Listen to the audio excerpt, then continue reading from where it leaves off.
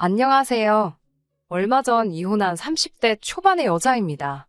저보다 2살 많은 남편과는 지인의 소개로 만났습니다. 당시 남편은 중소기업을 다니는 평범한 회사원이었어요. 저는 가죽 공방을 운영하고 있었고요. 남편의 순수하면서도 적극적인 애정 공세에 제가 마음의 문을 열게 되면서 연애를 시작하게 되었지요. 마냥 달달한 사랑만 주고받을 것 같았지만 막상 연애를 시작하고 나니 현실은 드라마와 완전히 다르더라고요. 특히 데이트 비용에 있어서는 더욱 그랬습니다. 드라마에서는 남자 주인공들이 아빠 미소를 지으며 신용카드를 착착 긁잖아요. 하지만 남편은 달랐습니다. 메뉴판을 보며 눈알을 굴리고 특히 회전초밥집에서 있었던 일은 지금도 머릿속에서 떠나질 않네요. 회전초밥집에 가면 그릇마다 가격이 다르잖아요. 저는 어차피 양이 작아서 많이 먹지도 못하고 그래서 기왕 한 접시를 먹더라도 가격은 생각하지 않고 먹고 싶은 맛으로 골라 먹습니다. 특히 저는 장어를 좋아하기 때문에 장어만 3-4접시 먹고 끝내는 일도 허다해요. 그날도 저는 평소처럼 장어초밥이 올려진 접시를 들었는데 남편이 한다는 소리가 자기가 산다니까 혹시 비싼 것만 골라 먹는 거냐입니다. 근데 그 목소리가 농담을 하는 게 아니라 정말 짜증이 가득했습니다. 저 한 접시 먹는 동안 자기는 4접시는 먹어놓고 그딴 소리를 하면서 눈치를 주니까 기분이 팍 상하더군요. 다른 사람들 앞에서 얼굴 붉히기 싫어 차오르는 화를 누르며 간신히 식사를 마쳤습니다. 저는 오기로 종류에 상관없이 가장 비싼 그릇으로만 5접시를 먹고 나왔어요. 그리고는 계산도 제 거만 따로 했습니다. 그러자 남편이 저더러 더치페이는 그렇게 하는 게 아니랍니다. 나온 금액을 정확히 인원수대로 나눠서 내는 거라나요. 황당해서 제가 당신은 20접시 가까이 먹고 나는 겨우 5접시 먹었는데 내가 왜 당신 것까지 내줘야 하냐고 더치페이 뜻 모르냐고 크게 한바탕 싸웠습니다. 이후로 집에 돌아오면서 이 남자하고는 완전히 끝났다고 생각했네요. 하지만 저는 멍청하게도 남편과 극적으로 화해하게 되었습니다. 다음날 남편이 제 공방으로 찾아와서는 어제는 자기가 좀 심했던 것 같다면서 그런 상황에 저처럼 재치있게 대처하는 여자는 처음이었답니다. 똑똑하고 논리적이라며 저를 한껏 치켜세우더라고요. 다른 여자들은 자기 주머니 털어먹을 생각만 했었는데 저는 특별한 것 같다고요. 부끄럽게도 저는 남편과 소개팅을 하기 전까지 여중여고여대를 나와 연애는커녕 짝사랑도 해본 적 없는 모태솔로였습니다. 변명이 될지는 모르겠지만 그 당시 저는 남편이 절 칭찬하고 있다고 생각했습니다. 바보같이 남편의 궤변에 넘어가 쌓여있던 화도 불편했던 마음도 어느새 풀어져 버렸어요. 게다가 사귀는 내내 남편은 남녀평등을 귀에 딱지가 않게끔 주장해왔습니다. 남녀평등에 대해서는 학창시절부터 꾸준히 배워왔던 부분이기에 남편이 틀린 말을 한다고 생각하지 않았지요. 남편은 걸핏하면 남자는 집을 해오고 여자는 혼수를 해간다는 일반적인 생각에서 벗어나야 한다며 데이트 비용이 남자들에게 얼마나 부담이 되는지도 목에 핏대를 세우며 열변을 토했습니다. 실제로 남편이나 저나 경제적으로 비슷한 상황이었기에 아주 틀린 말 같지는 않았네요.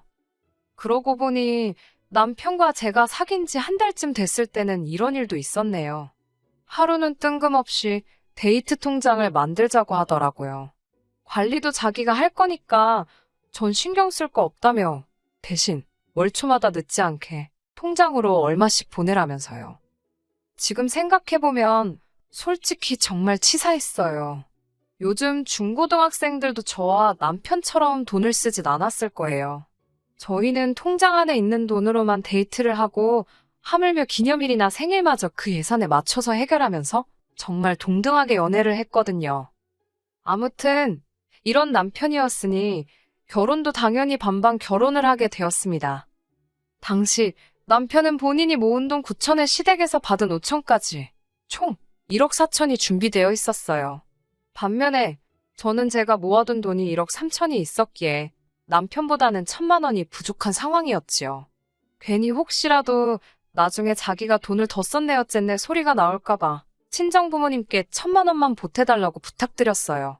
사실 친정부모님은 더 많이 보태주고 싶어 하셨는데 남편과 연애하면서 배운 바가 있었는지 저도 굳이 반 이상 보태야 할 이유를 모르겠더라고요. 그래서 싫다고 했습니다. 살다가 정말 힘든 순간이 오면 그때 도와달라고 부탁드리겠다고 했지요. 그렇게 정확히 2억 8천을 만들어 그 돈으로 전세도 구하고 결혼식도 올리고 신혼여행도 다녀오고 했습니다. 결혼할 당시 남편은 연봉 4천 정도로 이거저거 뺄 것 빼고 나면 대략 한 달에 300 좀 넘게 벌고 있었습니다. 저는 계절에 따라 약간의 차이가 있었지만 그래도 평균을 내보면 대략 한 달에 3, 400 정도 벌고 있었고요. 아이가 없는 맞벌이 부부로서 아주 넉넉하지도 않았지만 부족한 돈도 아니었습니다. 당분간은 신혼을 즐기며 약간은 여유를 부리고 싶은 마음이었지만 남편은 결혼 생활 역시 반반씩 부담하길 원하더군요. 그 성격을 모르고 결혼한 것도 아니었으니 결국 각자 150씩 생활비로 부담하기로 했습니다. 그렇게 결혼한 지 3달쯤 지났을 때였어요. 하루는 남편이 아무래도 회사를 관둬야 할 것 같답니다. 그게 무슨 소리냐고 물으니 어두운 표정으로 회사에서 있었던 일을 털어놓더라고요. 지금 이 사연을 적으면서 다시 그때를 떠올리니 제 얼굴이 다 화끈거리네요. 그날은 대청소를 했던 날이었어요. 얼마 전부터 자꾸 집에 개미가 보여서 무척 신경이 쓰였거든요. 도대체 이 개미들이 어디서 나오나 하고 따라가 보니 아니나 다를까 남편 방이 문제였습니다. 남편은 걸핏하면 방에서 혼자 그렇게 뭘 먹어댔거든요. 서랍을 열어보니 어디서 사왔는지 온갖 과자들이 가득 있었습니다.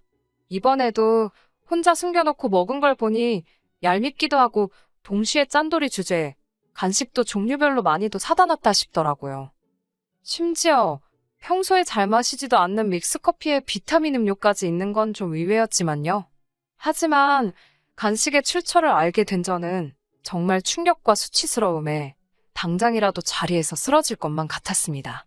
그 모든 간식들이 남편이 일하는 회사 사무실 탕비실에서 가져온 거라네요. 집에 오기 전에 한 주먹씩 챙겨서 가져왔답니다. 제가 어이가 없어서 간식이 먹고 싶으면 사 먹으면 되지. 그걸 왜 챙겨왔냐고 따지니까 영양가도 없는 간식을 자기 돈 주고 사 먹기가 싫었다나요? 그러면서 꽤나 논리적인 척 한다는 소리가 자기가 남들보다 과작간만큼은 일을 더 한다며 억울하답니다. 저 인간이 떠드는 게 말인지 막걸리인지 한숨이 나오더라고요. 진짜 문제는 얼마 전 입사한 신입 직원이 남편이 탕비실 물건을 훔쳐간다며 윗선에다가 일렀답니다. 이게 횡령이 아니면 뭐가 횡령이냐면서요. 남편은 쪽팔려서 어디다 어떻게 해야 하냐고 물어보지도 못하고 어영부영 시간을 보냈다더군요. 그렇게 이도저도 못하고 며칠을 우왕좌왕하는 사이에 탕비실 거지 사건이라며 사내에서 남편에 관한 안 좋은 소문이 돌기 시작했고요. 이후로는 남편이 탕비실에 물이라도 한 잔 마시려고 갈라치면 몇몇 직원들이 도끼 눈을 하고 남편을 째려보더랍니다. 심지어 남편이 탕비실을 떠나면 간식이 몇 개나 사라졌는지 확인해 본다며 남은 개수를 세는 직원들도 있었다네요. 남편은 분통을 터뜨리고 있었습니다. 그런 한심한 이야기를 떠들면서 쪽팔려서 회사를 관둔다고 하더라고요. 어이가 없었지만 본인이 괴로워서 못 다니겠다는데 무조건 나가라고 할 수도 없고. 그나마 다행인 건 그 시기에 제가 수입이 많이 늘었다는 겁니다. 제가 아는 친한 동생이 아침 방송 PD로 일하고 있었습니다.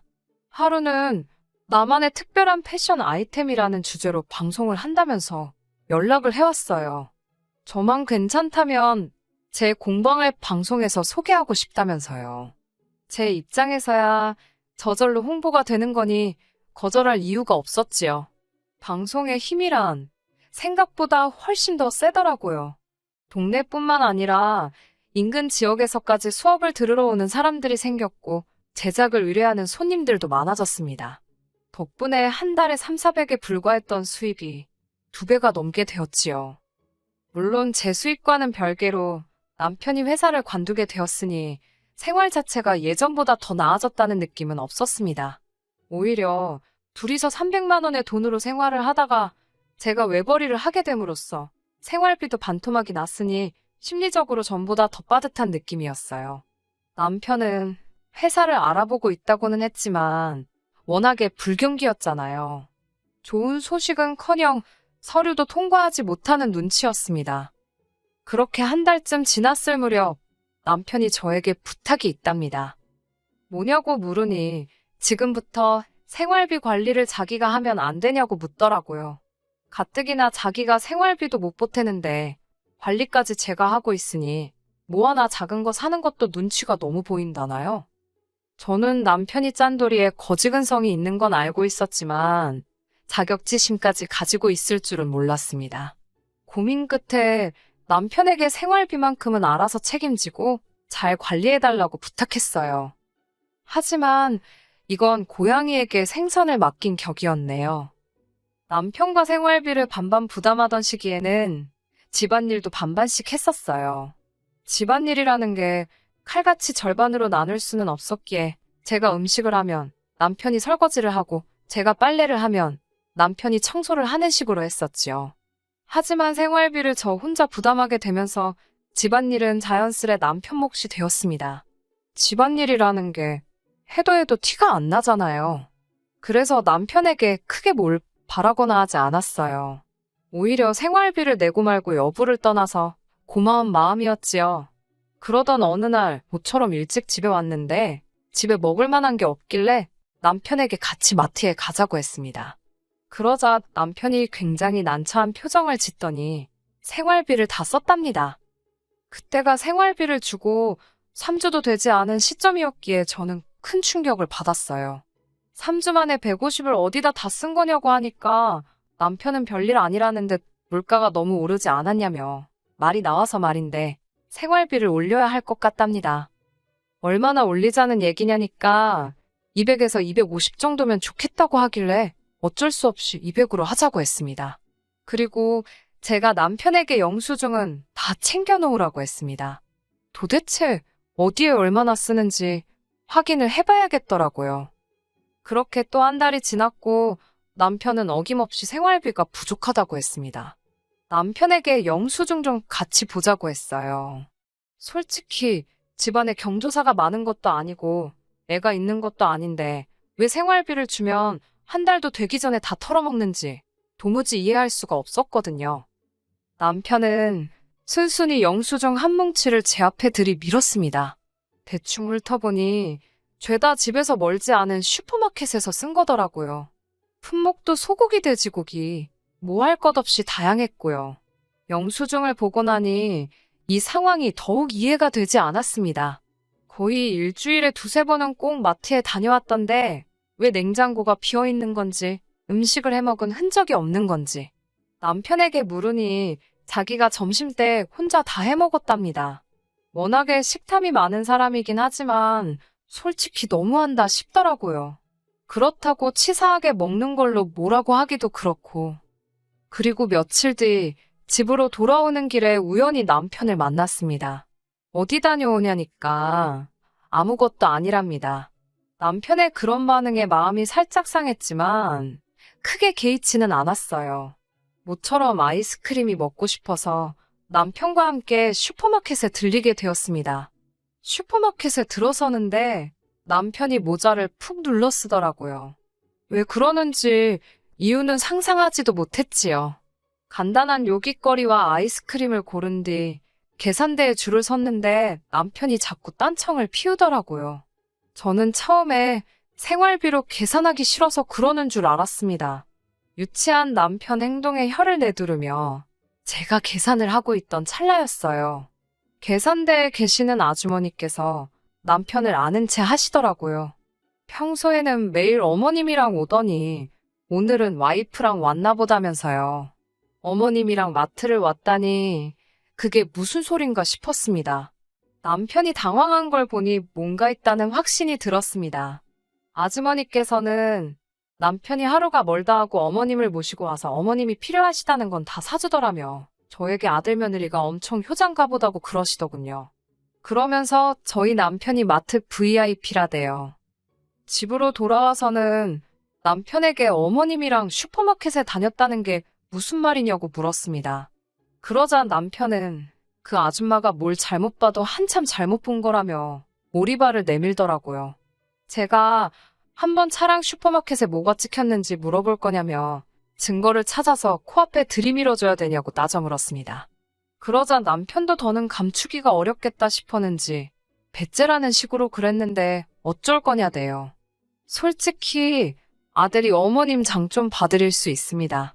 제가 화가 나고 이혼까지 결심하게 된 건 단순히 남편이 어머님 대신 계산을 해서가 아니에요. 남편이 어머님의 장을 봐드린 이유가 어이가 없었기 때문입니다. 남편은 어머님이 당신이 필요하신 걸 고르시면 저희 생활비 카드로 결제를 한 뒤 어머님께 현금을 받아 챙겨오고 있었답니다.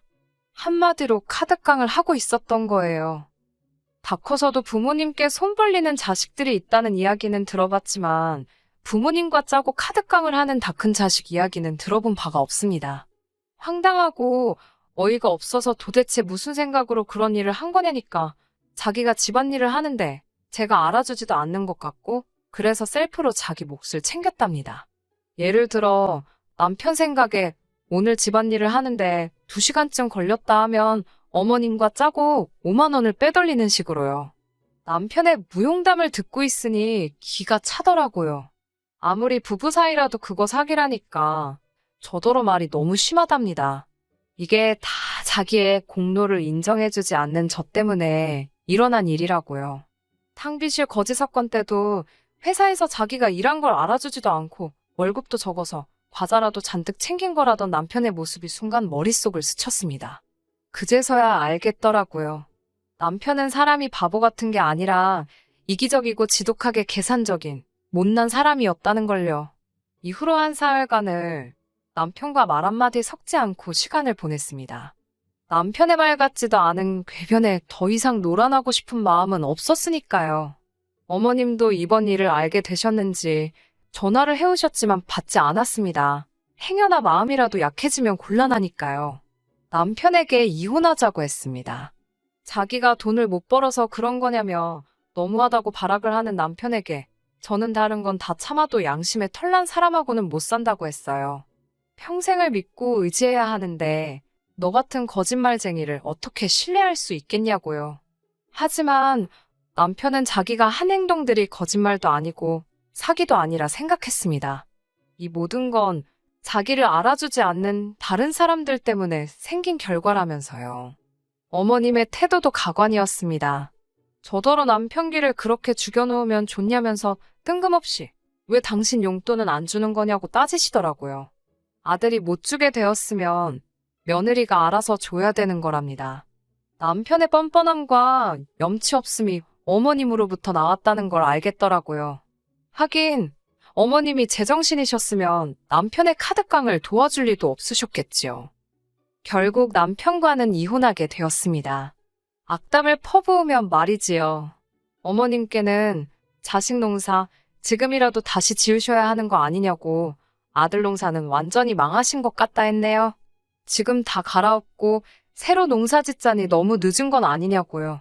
며느리가 시애미 약 올린다고 어머님이 거품을 무시던걸요. 남편도 저한테 말 조심하라길래 너는 손버릇이나 고치라고 써붙였습니다. 이혼을 하고 얼마 지나지 않았을 무렵 남편에게서 연락이 왔습니다. 어떻게 하면 자기를 다시 받아주겠냐고 묻더라고요. 가진 건 뭣도 없으면서 고개 빳빳한 건 여전하대요. 남편에게 혼자 살다 죽어 문드러져도 너랑은 안 산다고 한껏 비웃어줬습니다. 너가 나라면 회사 비품 훔치는 것도 모자라서 마누라 돈 삥땅 쳐서 엄마 돈 뜯어가는 사람하고 다시 시작하겠냐고 따지니 지도 할 말이 없는지 조용히 입을 다물더라고요. 알뜰한 살림꾼과 거지근성은 서로 완벽하게 다르면서도 종이 한 장 차이밖에 나지를 않네요. 그 짠돌이 기질이 적어도 허투루 돈을 쓰지 않을 거라 생각을 했는데 이렇게 다 알고 나니 자기가 번 돈은 아깝고 제가 번 돈은 맘대로 써도 된다고 생각을 했나 봐요. 당분간은 머리 아프게 누굴 만나서 스트레스를 받고 그렇게 살고 싶지 않습니다. 만나게 되더라도 제발 정신적으로 성숙하고 양심을 지키는 사람을 만날 수 있으면 좋겠네요. 끝까지 들어주셔서 감사합니다. 오늘의 사연은 여기까지입니다. 구독과 좋아요, 알람 설정 부탁드리고 더 좋은 사연으로 다시 찾아뵙겠습니다. 감사합니다.